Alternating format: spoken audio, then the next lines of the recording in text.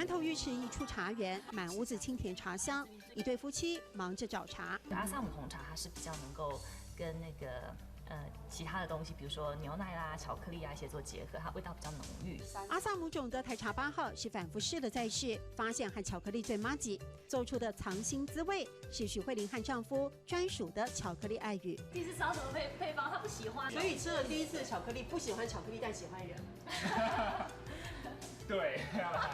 缘分来自巧克力，两人甜蜜合伙创业。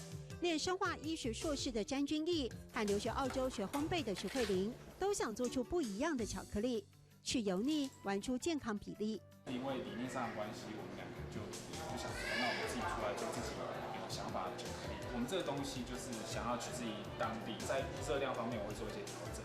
偏偏巧克力的特性也很有脾气，想法可以浪漫，判断却要经得起考验。完成了吗？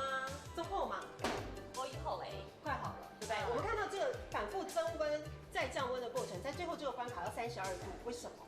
因为它如果低于32度的话，它就是会凝固，凝固的话，就是等一下我们就没有办法做出这么漂亮的、这么薄的可乐。所以其实整个过程就是等待、拿捏、控制，然后希望它不要闹脾气。对。